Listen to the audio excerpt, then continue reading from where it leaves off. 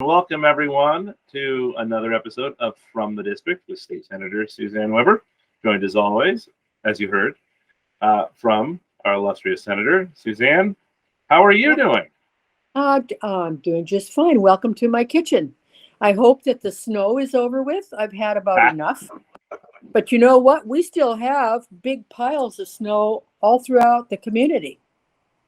Well, you don't have snow plows. I mean, We don't have this is snow not plows. not a normal thing. A lot of the cities in the Midwest and in the North, they get the snow, they move it, they put it over here, they're done. Yeah. In Tillamook and at the coast, you just got to wait for it to melt. Right. Unless you want to get some people up and just with shovels. So. Well, that's the other thing is, people around here don't have snow shovels. They have pointed shovels and they have dirt shovels, but they don't have anything for snow. Exactly. Because snow shovels have a different angle to them, some of them, and they also are a lot lighter. Yep. And they have the front ridge. They don't do the point. They just have a flat ridge that you can slide it over. So, yeah, everybody is just having to deal with it. And I'm glad that it seemed to be coming to an end. And you know what else is something that I haven't heard since the snow came is, the snow time is a really hard time for middle-aged men because they go outside and they shovel a lot of snow, especially in the beginning, and it's really hard on their hearts. And they end up having heart attacks as a result of it, especially if they go in the house and decide, I'm going to take a nice hot shower. Something about shoveling snow and having that nice hot shower sometimes does them in. But nobody here around here says anything about that. But it's something that we always heard in life. You just really brightened my day. Just really brightened my day. Okay. Thanks, Senator. I appreciate that. Let's talk about brighter things, shall we? How was your week? My week was very busy. We had one day of snow, of course. Lots of slush on the freeway. But I started every day at about 7:30 or one day 7 o'clock, and I left the Capitol by 6 or 7 every night. I meet with a lot of people. I met with Tualatin Valley Fire and Rescue because there's a part of that's in my district. Right. OSP, charter schools, healthcare. We talked about nursing degrees. I testified on 2 different bills in committee this week on outdoor school, and the other one was on a county issue. And I'm going to be testifying this week also. And so there's a lot of opportunity to go in and tell our committees how you feel about a bill from the legislator's point of view, because what I'm bringing to the testimony is the opinions of the people that I represent. I remember when you were able to just click into a different Zoom room when you had to go from one committee to another. But now that we're back to normal, you actually have to get up from the committee that you might be in, be excused from that, walk across the hallway, and unfortunately that means you miss some of the hearing of the committee that you're in. But when there's a bill that is important to your constituents, and it's important that, especially when you're not on the committee, that you do take the opportunity to make sure that their voice is heard. Right. Yeah, it's very interesting. The other thing that we've been working on this week, and my staff has been working on, is capital construction projects, and putting together a list that we can bring to the committee that is working on that for infrastructure projects throughout our Senate District 16. Yeah, I will say that we get a lot of those, and that's wonderful. I think we were pushing about $50 million worth of requests. That's a lot. and know that Senator Weber works very hard to bring money back, tax money that would normally go probably to Portland or to Salem or to Eugene or to somewhere around along the I-5 corridor. But Well, there's only yeah, so much and money.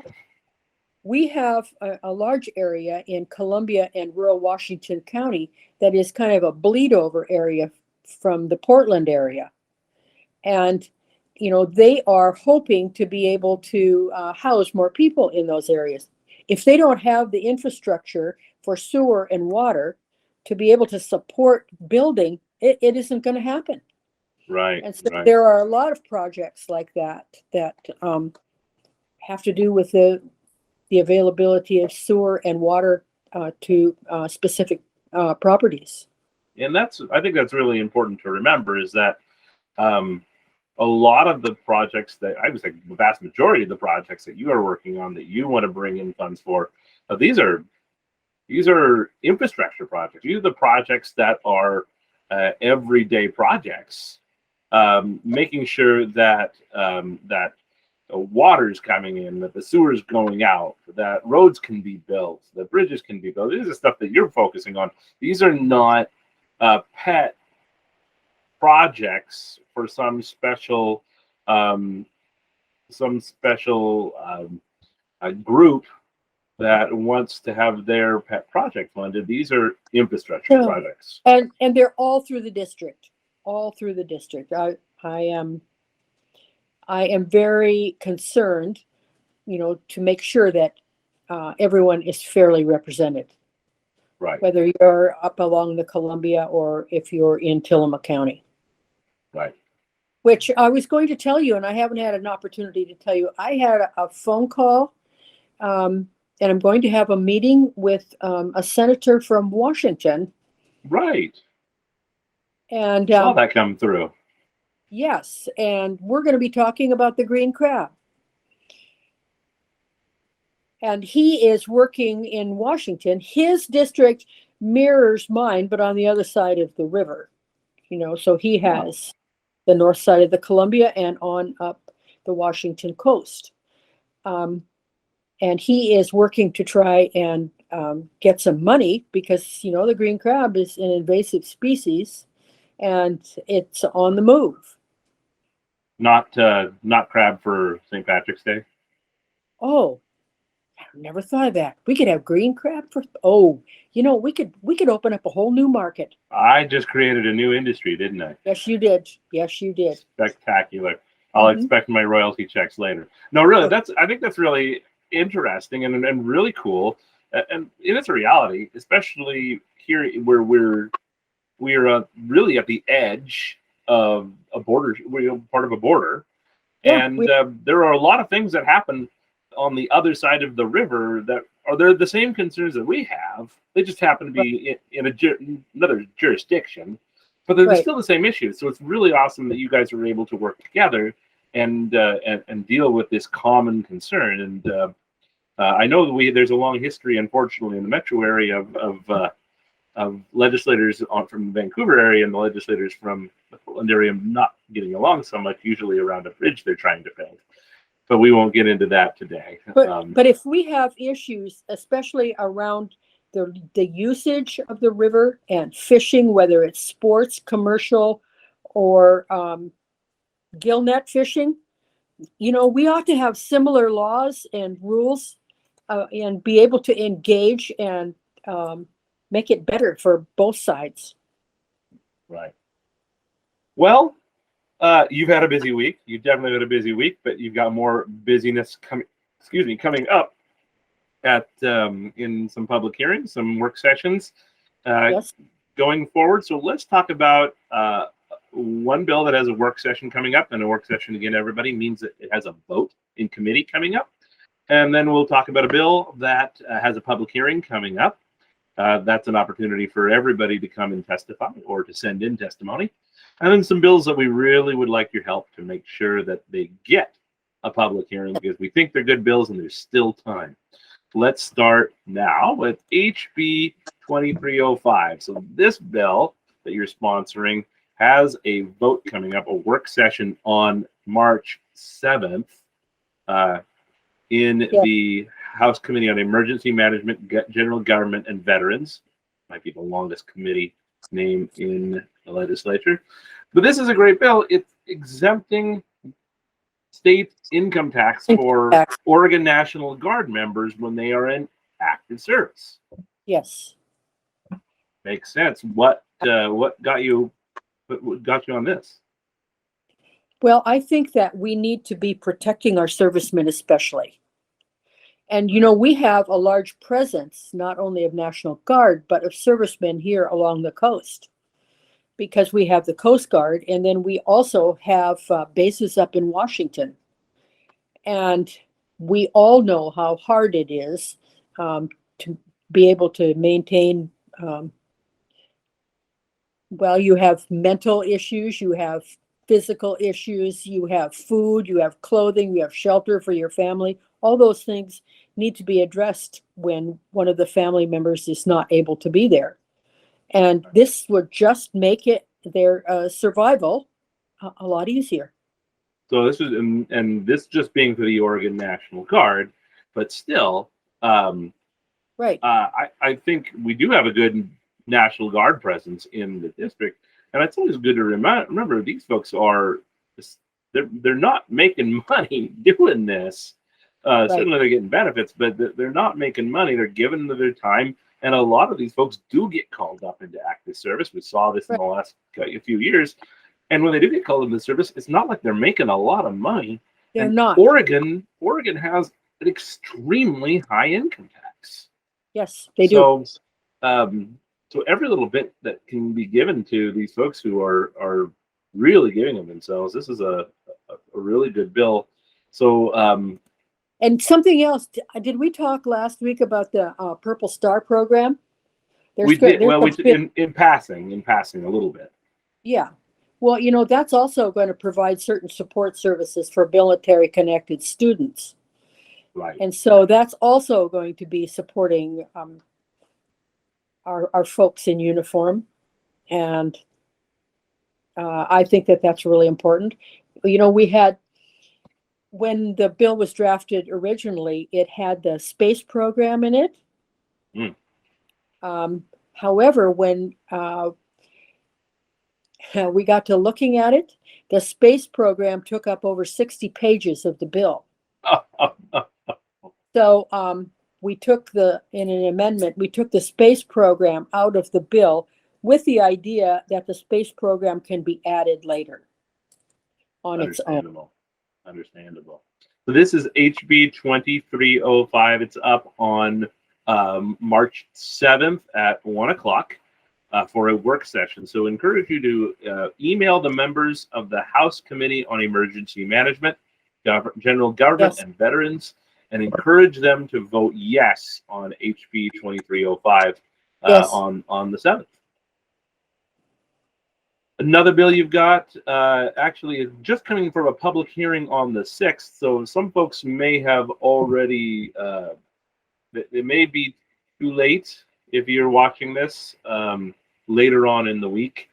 This is HB 2638. And this is a bill that I was a little surprised we needed a bill for. But this is going to direct school boards to have proper heating, air conditioning, and ventilation systems. Yes, isn't that amazing? We need a bill for that? That we would have to legislate that. But you know, I remember in the days when they took the radiators out of our classrooms and they put in heat pumps on the roof, and I remember that we couldn't open up our windows for a long period of time. And, you know, that made for some real stagnant air with little kids in the room. And it took months to be able to regulate the heat. And so we never knew if we were going to be freezing or if we were going to be baking. And this is an issue because there are lots of school districts within the state who have not adequately addressed both the heating and the air conditioning. Right. And I think it's really unfortunate that we have to have a legislative action to address this. Right. So this is HB 2638, and if you just search this bill on OLIS, again, olis.oregonlegislature.gov, and then search for HB 2638 under the Bill tab, you'll be able to hit the Submit Testimony button, and you will be able to submit testimony. And in written testimony, you will have until 3 p.m. on the 7th. Right. It is, you always get 24 hours after the hearing begins. So that the deadline will be on the 7th. However, if for some reason you're listening to this and it is after 3 p.m. on March 7th, do go ahead and email the House Committee on Education. Email those members. It won't be part of the public record, but members still read their emails. They are still going to be affected by the things that you say. So if you aren't able to make it into the public record, still do that. I think that's still useful. I agree. Senator, you read those, even no matter what, right? Yeah, I read the testimonies. Then I know what the people are thinking. And, sometimes by reading the testimonies, you could find the unintended consequences that also exist in the bills that, you can have an opportunity to either point out or to influence your bill. And if you give a vote explanation for your bill, you can include that information in it. And I think it's really important to remember, Senator, you've got a lot of experience as a teacher, as a business owner, as an elected official, but there's a lot of experience you don't have. People have different points of view, different life experiences, and different things that maybe you didn't think of. There might be something in that bill that you just never crossed your mind that would be an issue. So that testimony, especially when it's done respectfully and politely, but firmly, it's very effective. Now, when you're a jerk and you just want to yell at people, that make you feel better about yelling at people, but it's not going to get you listened to. But yeah. And I do get all kinds of letters in capital letters from people that are strictly in capital letters, so I know they're yelling at me. And a lot of their yelling at me is about things that haven't even come to where they can be considered, and you don't even know they are a bill, but you don't even know if they're even going to be heard. Right.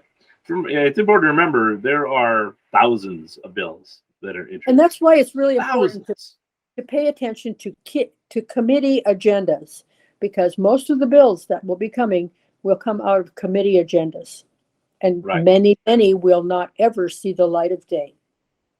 And I've had legislators tell me that they have had some bills that they have submitted for 4 sessions in a row, and it's never gotten a hearing. Right. In some states, they require every bill to get a hearing.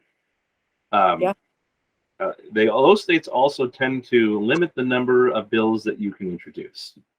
Yes, and I know legislators that have hundreds of bills that they have proposed. They are wonderful people, but I believe we all love Senator Brock Smith. I know, but he has a reputation amongst the Capitol. He has you can always expect him to say, "I've got a bill for that," and he does. He does. He's not even joking. It is funny. But yes, I know, Senator, you'd limit the number of bills that you have. It's usually floating around 10 to 15 because that's what I actually be able to manage them as much as you can. But there are people who just have different philosophies, and that's fine. It's perfectly within their own rights. But we digress. But yes, please go ahead and look up HB 2638. It is a very practical bill.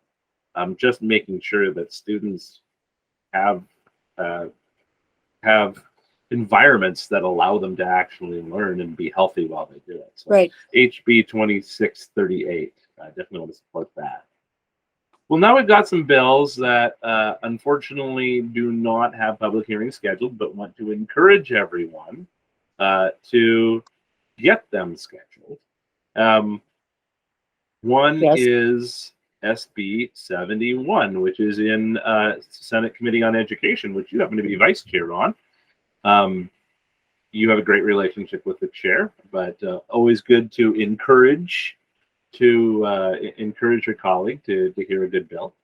And this would create personal income tax deduction for childcare expenses. Yes. Childcare, big deal. Childcare is a big deal around the state. Childcare is a really big deal. And in our Education Ways and Means Committee, in the last week, we have been listening to the Early Childhood Agency, or newly formed Early Childhood Agency. And we have been talking about the cost of childcare. And, there are parents who are spending thousands of dollars a month to be able to go to work for childcare. Mm-hmm. And the younger your child is, the more you pay. And because, there are preschool promise and preschool programs. However, it's really difficult for families to be able to navigate the childcare situation. You know that most of the coast and most of rural Oregon is what they call a childcare desert. We don't have the facilities to be able to care for our children, and it used to be in the olden days that grandma took care of the kids or the neighbor took care of the kids, and it can't be that way any longer. But their wages are low, and we're hoping with some bills to be able to increase the number of children that they can care for. However, a tax deduction would be a really big help. Right. Again, we just talked about this when we were talking about the National Guard. Oregon has a remarkably high tax rate, income tax rate. Yes. So when you can get these deductions, you were just mentioning, and absolutely right, when we have on the coast and in rural areas, when you've got these areas that are that have very few child care providers, those child care providers can essentially charge what they want. So it just shoots it up even further. So any amount of deduction that could help. It's an arrow in the quiver. It doesn't fix the problem, but it's one of those things that let's try to give a little bit of relief where we can. Well, that's just it. We're looking for employees. We're looking for people to fill that job market. Well, we've got to have backup for the people that are also willing to go out there and fill in that job market. Right. And I, it may seem trite, but our kids are our greatest resource. So, we ought to be able to take care of them, and taking care of them means taking care of the people that take care of them too. Right. My wife my wife doesn't. She works harder than I do because she takes care of the kids. She said, "Well, maybe I should go back to work." And I said, we would take all the money that you make working and paying childcare. No sense. It's a long time ago, but there was a time when I had to. Being a teacher, I wasn't paid a lot of money, and childcare was expensive. And praise God, my husband had a job. But after I paid childcare, I had $18 left over from my paycheck. And I continued to work, though, because I had a son who had chronic ear infections. I had a daughter who needed her tonsils out. I had 3 other kids that I had to provide insurance for, and I couldn't afford that. And so I had to go to work. Right. Well, that is SB 71 that is currently sitting in the Senate Committee on Education. That's chaired by Senator Michael Dembro. If you could reach out to Senator Dembro and politely ask him to schedule a public hearing on SB 71, I think that would be a really good thing to do. Again, Senator Michael Dembro is the chair of the Senate Committee on education. Yeah, let's talk about foster children. Hey, yes, speaking of, let's talk about foster children. SB 449. This would allow adopted former foster children to attend certain higher education institutions to Yes, get their undergraduate degree for free. right. And, I think this is a really good idea, especially since, we do have programs, especially for undergraduate tuition. And if you're a foster child and you haven't been adopted, or you have been adopted, you have not had the opportunity to be able to save any money. I mean, you and I might have started our child's college fund when they were babies. Mm-hmm. But, our foster children have not had the opportunity to be able to amass any kind of wealth that would take them to be able to go to college. And so I think that this, if they want to go to college, if that's what they want is further education, then we ought to provide that for them. And we have a lot of programs through the state that have been funded, especially for college education, that have not been taken advantage of. And I think we were reading about that last week in the Oregonian. Mm-hmm. And I think that this is a good use of those funds. Right, and I don't think we're talking a massive amount of money. There are unfortunately too many children in the foster care system, but it is a limited amount of children. But for those children that this would help, it would be likely life changing. Because I think you and I were talking about it, and you just mentioned it. I started saving for my kids' college education the year that they were born. Right. A lot of these kids aren't going to be adopted until they're 10, 11, 12, 13 or older. And so right. Unless they get adopted by families that are of means, they're starting at a substantial disadvantage. Plus, there are rules about how much money they can even have in savings. Right, you told me that. I didn't know that. $2,000 rule, which is it makes it difficult if they want to buy a car or if they want to live on their own at some point in time. The other thing we passed out of committee this past week was the bill that makes it so that there are no more black bags for moving children around, that there are, duffel bags and suitcases, so that that stigma of having a black plastic bag for a suitcase will not follow them. Yeah. And for those folks who may not know what the senator's talking about, there was a bill passed. Last session? Was it last session? I think session before. It's working through the session. We just heard the information was it this year? Well, this isn't the first time, because I think this was introduced earlier. Because I know we've talked about this much earlier. That usually when kids get pulled out of a foster home, their stuff gets to go into another one. This stuff gets tossed in a black garbage bag, and they all go. This was just another thing that this just doesn't cost very much money, but just making sure that when a foster kid is having to move from one place to another, they have a suitcase. Well, and when foster children are pulled out of a home for their safety, a child welfare person comes in and, puts all the things that just picks things up and puts them in a black garbage bag. And, the dignity is gone from their lives at that point in time. And so that hopefully will take care of that. And there are a lot of organizations that are raising money to be able to do this for children too. And if anybody's interested in that, I can provide you with information so that you could help through that. Wonderful. So this is Senate Bill 449, also in the Senate Committee for Education. So while you're reaching out to Senator Dembro to talk to him, also ask him to schedule a hearing for Senate Bill 449. So again, Senate Bill 71 and Senate Bill 449 both on the Senate Committee for Education. Reach out to Senator Michael Dembro and ask him to schedule a public hearing for those two bills. The next bill that we wanted to talk about, not in the Senate Committee for Education,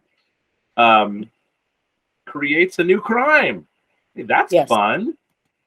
Yes. If you are selling a controlled substance, Drugs. Example, fentanyl, and it results in someone's homicide, you can be arrested and you can be sentenced to 10 years in prison. Right. So this creates a new crime called controlled substance homicide. Yes. So I know there are a lot of people who would say drug dealers should be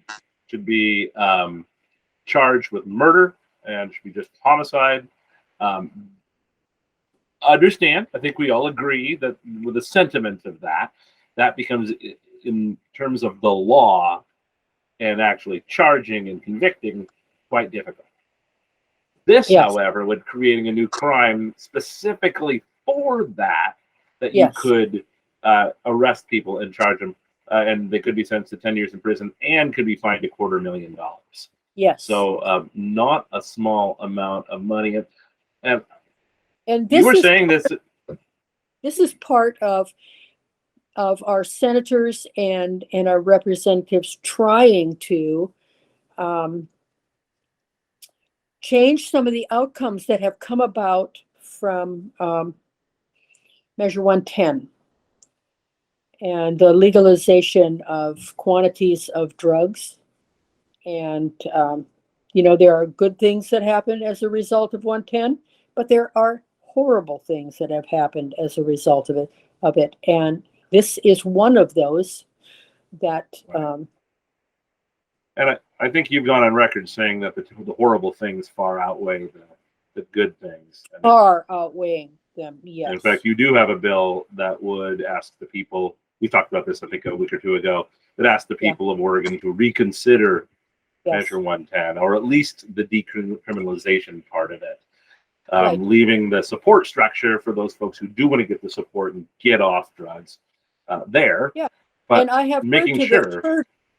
They just started releasing some of the money for rehabilitation, but, we don't have the facilities yet. I mean, we don't have things in place to be able to adequately handle it. And we also don't have the number of people who are willing to commit to the rehabilitation. So right. Because they can just pay the $100 fine and not go to rehab, right? Well, most of them don't even pay the $100 fine. They just call up that number and say, "No, it's not a problem to me," and the ticket goes away.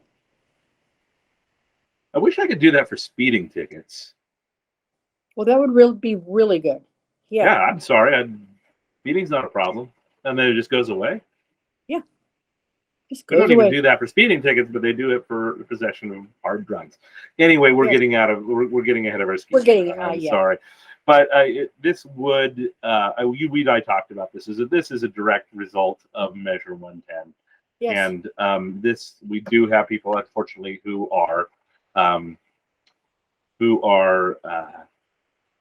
dying of overdoses, and this would make it so that you're not just, if you catch a drug dealer, you're not just charging with dealing drugs, which has some level of sentence, but if someone dies because of it, you get another 10 years. So chances are, you're not just going to jail for 10 years. You're probably also going to jail for an amount of time for dealing.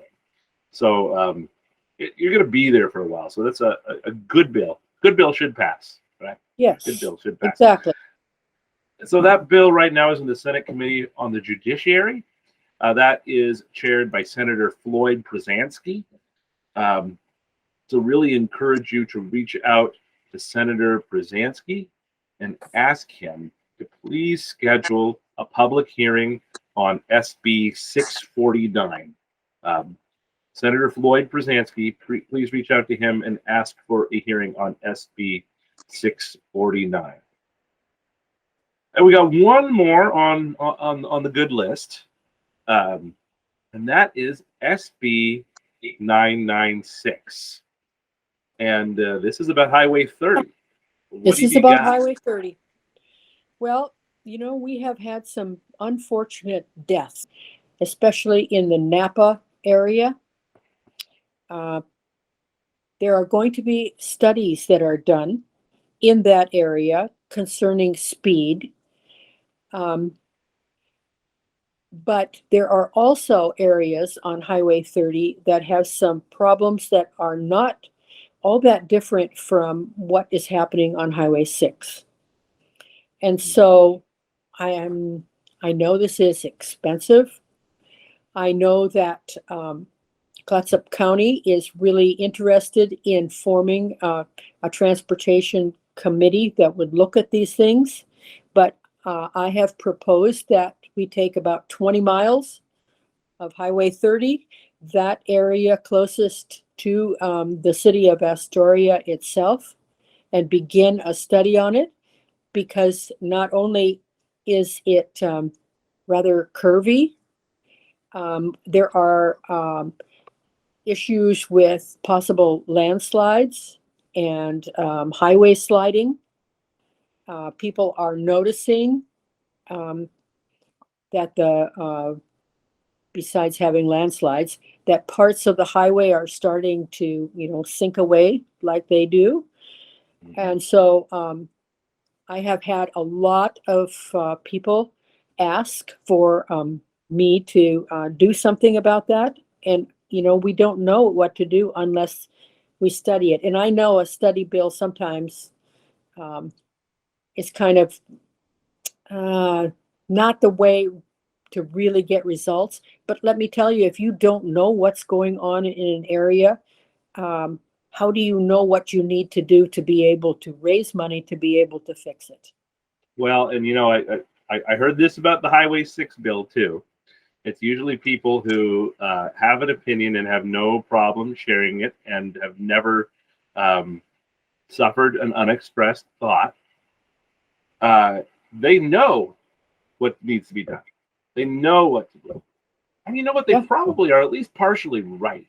But there might be other stuff that needs to be done. There might be underlying things that are the reason for the problem that they're going to identify. That's the purpose, is that we actually look as a whole at the problem. The whole problem, and say, it's this, this, this, this, and this. And here's how much it's going to cost.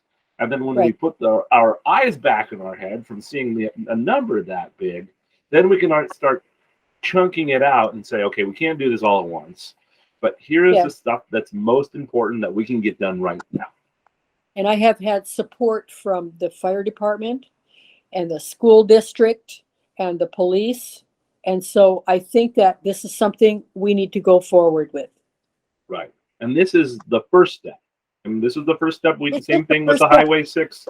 With Highway 6 is that when we get the results, the fight continues. Because then we got to start passing new bills that are going to actually do the work of fixing the problem, right? So, oh, he stopped. Good. So was that Martin again? That was Martin again. Oh, Martin. So that bill is currently in the Joint Committee on Transportation. So this is a joint committee, one of those committees that has members from the Senate side and members from the House side. So this committee is chaired by, forgive me, I don't have it up. There it is. Senator on the Senate side, Senator Chris Gorsuch, and on the House side, Representative Susan McLean. So if you could reach out to Senator Gorsuch and Representative McLean and encourage them to schedule a public hearing on SB 996, we would definitely appreciate that. Again, Senator Chris Gorsuch and Representative Susan McLean on SB 996. Okay. As we started last week, Senator, with Suzanne's list of bad bills. And unfortunately, as we go through the session, people will probably notice the good bill list getting a little shorter and the bad bill list getting a little longer. So instead of one, we have three. So let's start out with one we have seen a lot about. SB 603. This would provide a $1,000 a month stipend to the homeless. Yes. Okay. Let me tell you, I'm getting a lot of emails on this. I would imagine you have. I personally feel that this is a fool's errand. I have no idea how far it's going to get, but know that if it comes before me at any time, I will do everything that I can to make sure that it doesn't pass. Right. So, there was, there still is a theory in terms of housing. The first thing you do, no matter what, is get him in a house. Get him in a house. Get him in a house. And that's a good idea to a point. But when you have somebody so addicted or so mentally ill that the first thing they can do as soon as they get into their own apartment is to set the thing on fire, maybe that's a bad idea. And I think it's the same thing here, is that if you're just going to give these folks $1,000 and say, be on your merry way,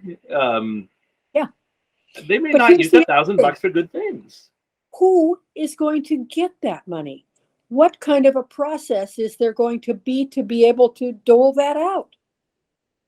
Who is going to qualify? Where are they going to come from? Are they all going to be in the metropolitan area? Is it going to address people in rural areas? All of these things bill, it's not, well, one would assume that it would, everybody, but I think what everybody kind of freaked out about, social media just blew up about this. Oh, you can't believe my man. Yes. Yeah. Yes. It's you're giving people $1,000 and just saying, live long and prosper. They're probably not going to spend that money the best way. No. And it's not going to sustain life. Right. It's not. Right. It's a Band-Aid. Not that I just can't even begin to tell you how I feel about this. But I think I agree with all of the emails that people have sent me concerning it. Yeah. So Senate Bill 603, the senator is decisively against this bill. You can go ahead and look it up. It is currently, I'm sorry, I should have this up, but I will tell you right now. This bill is currently in the committee, Senate Committee on Housing and Development. It did have a public hearing last week, but you can go ahead and get a hold of Senator Casey Jama and encourage him not to let this bill go any further. That's Senator Casey Jama. You can give him an email and ask him to not allow Senate Bill 603 to go any further. Another gem that we have coming our way is SB 579. This would allow convicted felons who are incarcerated to register and to vote. Okay. Yes. It might be a bad idea. They're going to be able to vote on issues within the area that they came from originally. So they're going to be voting on our school boards and our local public offices. That's what's proposed. But you know what? If you have gone so far as to violate another person's freedom, should you not have some consequences being in prison? And maybe one of them would be that you were not able to vote. So this bill, let's discuss this for a minute. This bill, I am getting a lot of messages. I got 50 letters a day. Concerning this. I think it's important that we point out that we're not talking about people No. who are convicted felons who serve their time, who get out and have paid their debt to Right. society. Not what we're talking about. We're talking Not about what people I'm who are talking about. actually in jail. Yes. No, I believe that once you have paid whatever your debt is to society, your rights need to be reinstated. You need to be able to vote and carry on your life, and you need to be supported in your life, but not while you're in jail. Right.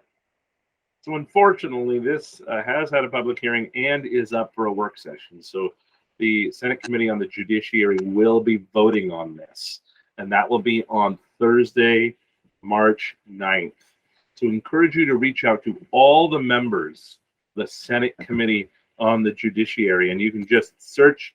You can go to OLIS, and there's like 4 little buttons on the top. There's this is session, bills, committees, and more. And if you click the committees button and you click Senate and go down to Senate Committee on Judiciary, you will see the 5 members that are on that committee. That's Senator Floyd Brzezinski, Senator Kim Thatcher, Senator Sarah Gelser Bluin, Senator Dennis Lithicum, and Senator James Manning Jr. But you can go ahead and look up by searching out the Senate Committee on Judiciary, and you can see their names, and you can send them an email saying, please do not vote for SB 579. And you can look at their agendas and see the bills that they're going to be considering for the day, so that you could be informed about maybe things that are coming forward that you may have opinions about also. Right. Okay, one more bad bill that we're talking about. There's plenty of bad bills. HB 3152. This was quite an interesting bill to have a public hearing while the governor was having a $300,000 gas generator installed at Mahoney. Yes. At the same time. Yeah, natural gas, and here comes this bill. Yeah, so this bill, amongst other things, would make it so it would not illegalize natural gas, but it would make it so that there could be no more gas line extensions. So for all intents and purposes, there's going to be new development. It's not going to be done with natural gas. Right. Do you know how that will affect our restaurants who depend on gas for quick recovery water heaters, for being able to run their stoves? There's no way that restaurants can adequately meet all of their customers' needs without the ability to have a gas range. Right. And if we're doing an extension, what I love seeing are all these new communities that are being built up. Right. And they want to have these mixed use developments where you have restaurants and shops on the bottom, and you're going to live up top. Well, if those restaurants can't get natural gas, they're just going to have to use propane, which is difficult enough to get and more expensive. Yes, and there are lots of us that use propane also. Right. In Tillamook County, you don't have. And Tillamook County doesn't have natural gas. No. Right. So a lot of the restaurants are having to haul in propane, and it is a pain. Yes. And I think a lot of folks have seen that natural gas is a good bridge fuel from coal fire or from anything like that to oil based to a more sustainable whether it's electric or whether it's solar, whether it's hydrogen, whether it's anything like that. The technology is going fast, but it's not 100% there yet. Right. But natural gas is here, so let's use this now while we're perfecting this other this other technology. It seems like our Salem overlords want to shove us into this technology that just isn't ready yet. It's not ready. I'm all for taking on some of these more sustainable energy systems when we're ready. I just don't want to hook my house up to a system that is going to go down regularly. So Well, you've got to look at the cost of these things too. Natural gas is relatively inexpensive in relationship to a lot of other energy sources that we have. You know, how is this going to affect the average person that may have their natural gas as the fuel to heat their house? I know that, you know, my daughter has natural gas heating her house, and it's very cost effective in relationship to electricity, which we are all being, it's all the major suggestion that we have as our main heat source. Right. But I'll tell you that the natural gas that she has is inexpensive, and it responds, keeps us warm. Well, one thing I will say is that with the coast, uh, how often do we lose power? Pretty darn Right. regular, at least I do. Yeah. And what doesn't go out when the power goes out? Right. The natural gas. You can still Natural cook. gas. You can still cook. Yes. You can still light your fire, as opposed to being stuck. I guess maybe again, if you're Governor Kotek and can use state money to install a $300,000 natural gas generator in the governor's mansion, I guess that doesn't count. Now it's late and I'm getting sassy. Sides, I'm getting sassy because it's late and I'm that's HB 3152, everybody. Currently in the House Committee on Climate, Energy, and Environment. It had its public hearing again while the governor was having a natural gas generator installed at her house. Not that I'm going to beat on that too hard anymore. Currently in the House Committee on Climate, Energy, and Environment, and that is chaired by Representative Pam Marsh. You can reach out to Representative Marsh and ask her to make sure that HB 3152 does not go any further, does not get a work session, and does not move forward. Right. All right, Senator, what else you got? Anything else you want to talk about? No, I'm just looking forward to next week. Got lots of things to consider and lots of work to do. And I'm enjoying my job. I especially enjoy hearing from people and reaching out to them either through myself or my constituent services people, and keeping track of what you're thinking about and what you support as far as legislation. I value your opinions. Please keep them coming. So thank you. Awesome. And as always, we mention this a lot, but I think it's worth bringing up again and again and again. If you do write to Senator Weber, or if you call and leave a message, please leave your phone number and your address.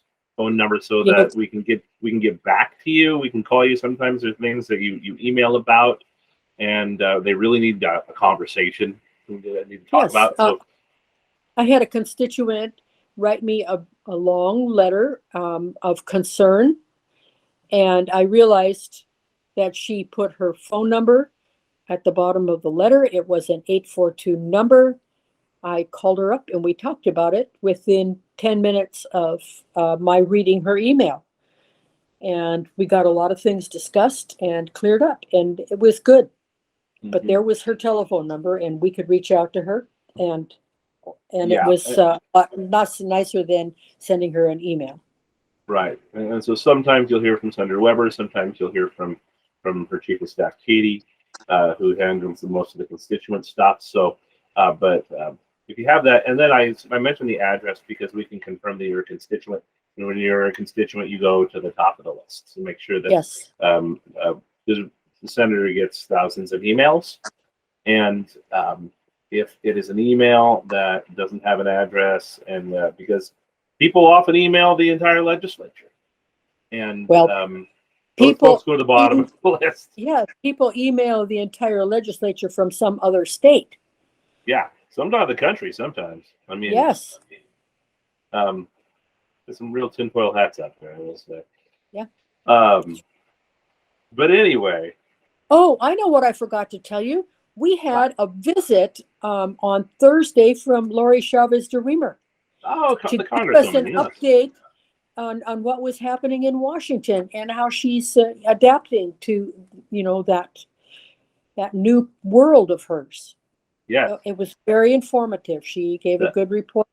She was our caucus, and then she was introduced on the floor also. So she used to, or that district used to include Tillamook County. It no longer does, but certainly a lot of, I think you do have one constituent who is in her district. That would be perhaps the one household in Yamhill County. Yamhill that you County. represent. I think that, Congresswoman DeReamer, that is her district, I believe. Yes. And let's just do this. If you are that one household in Yamhill County, we would just like to know who you are. Write us a note and say hi. We joke. The senator, when she introduces herself, she always says she represents the people of Tillamook County, Clatsop County, Washington County, part of Multnomah County, and one household in Yamhill County. We'd just like to know who you are. Say hi. Yes, I agree. That would be cool. Okay. So, thank you. It's late. Nice chatting with you. Always good to chat with you, Senator. Let's next week, we've got a big housing bill coming up. Oh, yes. Maybe we could look into some of these issues surrounding the governor's housing bill. I mean, just as we had a meeting on Thursday morning to talk about things that are going on with it. Maybe we ought to have a discussion about it. I know that's an important issue for you. So next week on From the District, so I've just been told, we will be talking about housing.